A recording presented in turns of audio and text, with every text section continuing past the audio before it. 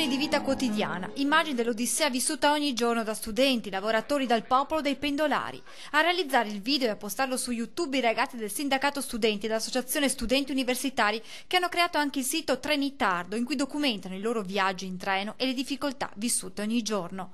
Sono alcune delle iniziative messe in piedi da quando il 15 dicembre scorso è entrato in vigore il nuovo orario cadenzato. A Mogliano, ad esempio, il Partito Democratico da domenica ha dato il via ad una raccolta firme, 700 le sottoscrizioni finora raccolte contro i nuovi orari.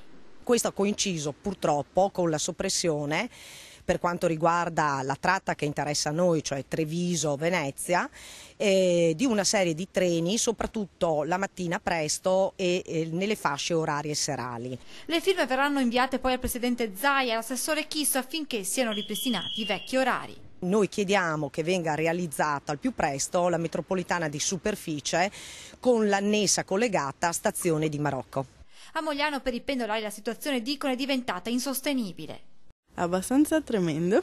Se io ho lezione a mezzogiorno devo prendere il treno alle 9:30 per andare a Venezia. Soprattutto al mattino presto, quello delle 5:18 l'hanno sostituito con un pullman. Poi alla sera 9:31 è stato soppresso.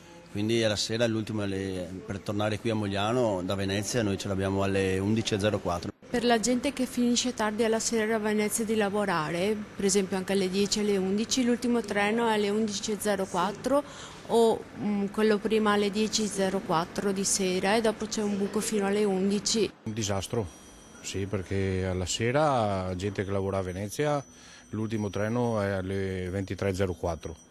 Hanno levato 23:18 e 23:56, una cosa, se uno lavora su un ristorante come me. Sul tema è intervenuto l'assessore Chisso, che ha dichiarato che quello che è successo lunedì scorso, con forti ritardi sulle percorrenze e grandi disagi per i passeggeri, è stato causato non dall'introduzione dell'orario cadenzato ma dal gelo.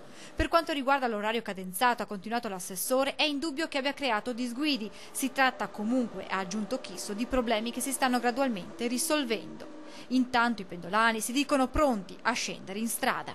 Scenderemo in piazza sicuramente e credo che questo lo si debba a chi utilizza un mezzo pubblico.